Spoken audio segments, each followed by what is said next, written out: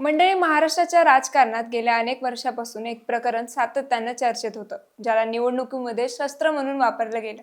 त्यावरून राजकारणात अनेक भाषणं झाले, आरोप प्रत्यारोपही झाले आणि पवार कुटुंबाला कोर्टाच्या चकरा माराव्या लागल्या. हे प्रकरण म्हणजे महाराष्ट्र राज्य सहकारी बँक घोटाळा, ज्याला आपण शिखर बँक घोटाळा म्हणतो, जो 25,000 कोटींचा आहे. आणि आता या प्रकरणाची फाईल अखेर बंद झाली आहे. विशेष न्यायालयाने क्लोजर रिपोर्ट स्वीकारला असून अजित पवार, सुनेत्रा पवार, रोहित पवार यांच्यासह 70हून जास्त जणांना क्लीन चिट मिळाली. पण हे प्रकरण नक्की काय होतं, सुरुवात कशी झाली, आरोप काय होते आणि शेवट कसा झाला, हे सगळं प्रकरण आपण पाहणार आहोत या व्हिडिओच्या माध्यमातून. नमस्कार, मी प्रीती आणि तुम्ही पाहतात देनका. मंडळी, MSCB म्हणजेच महाराष्ट्र राज्य सहकारी बँक ही महाराष्ट्रातील सहकार क्षेत्रातील सर्वात मोठी बँक आहे. या बँकेला शिखर बँक असं म्हणतात, कारण ती सहकारी बँकेच्या साखळीत सगळ्यात वर येते. ही 1961 ला स्थापन झाली. राज्यातील जिल्हा सहकारी बँका, साखर कारखाने, सूत गिरण्या, शेतकरी सोसायट्या या सगळ्यांना शिखर बँकेकडून पैसा मिळायचा. थोडक्यात सांगायचं तर शिखर बँक म्हणजे महाराष्ट्रातील सहकार क्षेत्राचा कणा आणि याच बँकेत हजारो कोटींचा घोटाळा झाला. 2005 ते 2010 या काळात शिखर बँकेने राज्यातील अनेक सहकारी साखर कारखाने, सहकारी सूत गिरण्या आणि इतर संस्थांना मोठ्या प्रमाणात कर्ज दिलं. हे कर्ज देताना नियमांचं पालन झालं नाही. विरोधकांनी यावर आरोप करत म्हणलं, बँकेने साखर कारखान्यांना नियमाबाहेर जाऊन कर्ज वाटप केलं आणि राजकीय नेत्यांच्या जवळच्या संस्थांनाच फायदा करून दिला. दुसरा आरोप होता की हे साखर कारखाने नंतर मुद्दाम तोट्यात दाखवण्यात आले, म्हणजेच कर्ज बुडीत असल्याचं दाखवलं गेलं. तिसऱ्या आरोपानुसार कर्ज वसुलीच्या नावाखाली हे कारखाने आणि त्यांच्या जमिनी कमी किमतीत म्हणजेच कवडी मोल भावात लिलावात काढण्यात आला. यात चौथा आणि सर्वात महत्त्वाचा आरोप आहे की हे कारखाने खरेदी करणाऱ्या कंपन्या कोणाच्या होत्या, तर बँकेचे संचालक आणि त्यांच्या नातेवाईकांच्या. म्हणजे एकाच माणसाने बँकेतून कर्ज द्यायचं, ते कर्ज बुडीत दाखवायचं आणि मग त्याच माणसाच्या नातेवाईकांनी कारखाना स्वस्तात विकत घ्यायचा. 2007 ते 2017च्या दरम्यान साखर कारखान्यांनी कर्जफेड न केल्याने बँकेला 25,000 कोटीचा तोटा झाल्याचं सांगण्यात आलं. आता प्रश्न येतो, या प्रकरणात पवार कुटुंबाचा संबंध कसा? तर सांगायचं म्हणजे अजित पवार हे 1991 पासून शिखर बँकेचे संचालक होते. म्हणजे ज्या काळात कर्ज वाटप झालं त्या काळात ते संचालक मंडळाचे सदस्य होते. आणि सुनेत्रा पवार या 2008 पर्यंत जय ॲग्रोटेक या कंपनीच्या संचालकपदी होत्या. आणि हीच कंपनी सातारा जिल्ह्यातील जरंडेश्वर साखर कारखाना खरेदी करण्यात गुंतलेली होती. सुनेत्रा पवार यांचे काका राजेंद्र घाडगे हे त्याच जरंडेश्वर साखर कारखान्याचे संचालक होते. यात रोहित पवार यांचाही या प्रकरणाशी संबंध जोडला गेला.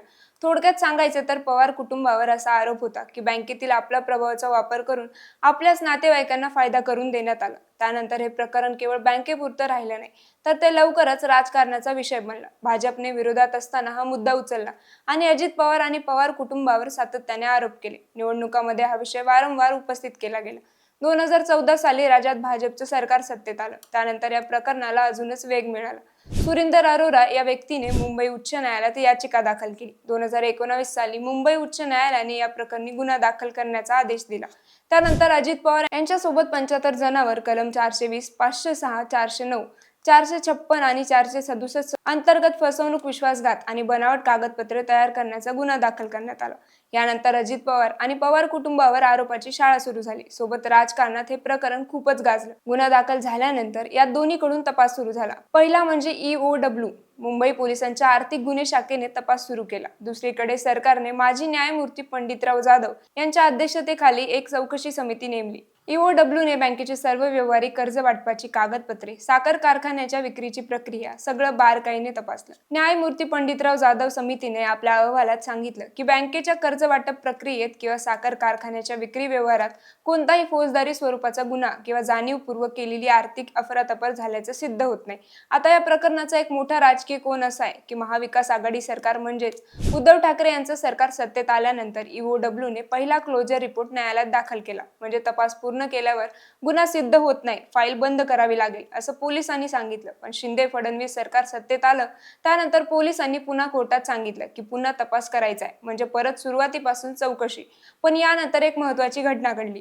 अजित पवार महायुती सरकारमध्ये आले, उपमुख्यमंत्री बनले आणि पोलिसांची भूमिका पुन्हा बदलली. विधानसभा निवडणुकी अगोदर मुंबई पोलिसांनी विरोध याचिका रद्द करण्यासाठी कोर्टात नव्याने अर्ज केला. या सगळ्या राजकीय उलटसुलट प्रवासात हे प्रकरण अनेक वर्ष घोळत राहिलं. EOWच्या तपासाबरोबरच ईडीनेही या प्रकरणात लक्ष घातलं. ईडीने सांगितलं की EOWच्या FIR वर आधारित त्यांचा मनी लॉन्ड्रिंगचा खटला आहे, त्यामुळे EOWने क्लोजर रिपोर्ट दाखल केल्यास चौकशीवर परिणाम होईल. यात ईडीने काही मालमत्ता जप्त केल्या होत्या. त्यात अजित पवार, सुनेत्रा पवार आणि रोहित पवार यांच्याशी संबंधित मिलही होत्या. मात्र ईडीने अजित पवार आणि सुनेत्रा पवार यांच्या विरोधात आरोपपत्र दाखल केले नाही, पण रोहित पवार यांना या प्रकरणात जुलै 2025 मध्ये आरोपी केलं. या क्लोजर रिपोर्ट विरोधात ज्येष्ठ समाजसेवक अण्णा हजारे यांनी न्यायालयात याचिका दाखल केली. त्यांनी म्हटलं की हा क्लोजर रिपोर्ट स्वीकारू नका, कारण तपास नीट झालेला नाही. तसेच तक्रारदार सुरिंदर अरोरा यांनी साखर कारखान्याशी संबंधित अनेकांनी प्रोटेस्ट पिटिशन दाखल केल्या. या याचिकामध्ये असा आरोप होता की ईओडब्ल्यूने लिलाव प्रक्रियेतील गोंधळ आणि कारखाने ताब्यात घेतलेल्या कंपन्याचे बँकेतील मोठ्या पदावर असलेल्या लोकांशी असलेले संबंध हे महत्त्वाच्या पुराव्याकडे लक्ष दिलं नाही. या याचिकामध्ये असा आरोप होता की ईओडब्ल्यूने लिलाव प्रक्रियेतील गोंधळ आणि कारखाने ताब्यात घेतलेल्या कंपन्याचे बँकेतील मोठ्या पदावर असलेल्या लोकांशी असलेले संबंध या महत्त्वाच्या पुराव्याकडे लक्ष दिले नाही. यात ईडीने केलेला अर्जही न्यायालयाने फेटाळला.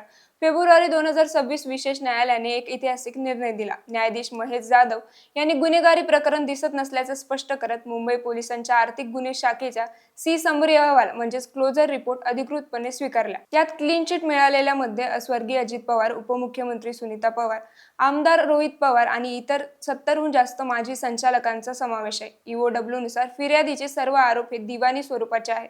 शिखर बँकेने केलेले कर्ज वाटप आणि कायद्याप्रमाणे केलेली कारवाई यात कोणत्याही दखलपत्र फौजदारी गुन्ह्याचं काम आढळलेलं नाही. शिवाय न्यायालयाने असंही नोंदवलं की बँकेच्या संचालकामध्ये कोणताही बेकायदेशीर काम करण्यासाठी नियोजन करून कट किंवा सहमत झाल्याचे ठोस पुरावे तपासात सापडले नाही. त्यामुळे अण्णा हजारे सोबतच बाकी विरोध याचिका फेटाळून लावल्या. हा निर्णय का महत्त्वाचा आहे? कारण पवार कुटुंबावर गेल्या अनेक वर्षापासून टांगत असलेली कायदेशीर तलवार आता कायमची दूर झाली आहे. हे प्रकरण निवडणुकांमध्ये किती वापरलं गेलं हे आपण सगळ्यांनी बघितलंच. आता या राजकीय आरोपांना कायदेशीर आधार उरला नाहीये. यात सुनेत्रा पवार यांना हा निर्णय अत्यंत महत्त्वाचा वेळी मिळाला. अजित पवार यांच्या निधनानंतर त्यांनी उपमुख्यमंत्री पदाची शपथ घेतली आणि राष्ट्रवादी काँग्रेसच्या राष्ट्रीय अध्यक्ष म्हणून त्यांच्या नावाची घोषणा झाली आणि त्याच्या दुसऱ्याच दिवशी हा निर्णय आला. तज्ज्ञांच्या मते ईओडब्ल्यूचा क्लोजर रिपोर्टमुळे ईडीच्या चौकशीतही आता दिलासा मिळण्याची शक्यता आहे. मंडळी, थोडक्यात सांगायचं तर 2019 ला दाखल झालेला गुन्हा, वर्षानुवर्षे चाललेला तपास, अण्णा हजारे यांच्या याचिका, ईडीचा हस्तक्षेप, राजकीय रंग या सगळ्या घटनांनंतर अखेर विशेष न्यायालयाने क्लोजर रिपोर्ट स्वीकारला आणि 25,000 कोटींच्या शिखर बँक घोटाळ्याचा चॅप्टर क्लोज झाला. पवार कुटुंबाला क्लीन चिट मिळाली आणि महाराष्ट्राच्या राजकारणात गेली अनेक वर्ष गाजलेल्या या प्रकरणावर पडदा पडला. मंडळी, तुम्हाला या निर्णयाबद्दल काय वाटतं? आम्हाला कमेंट्समध्ये नक्की सांगा आणि दे दणकाला सबस्क्राईब करायला विसरू नका.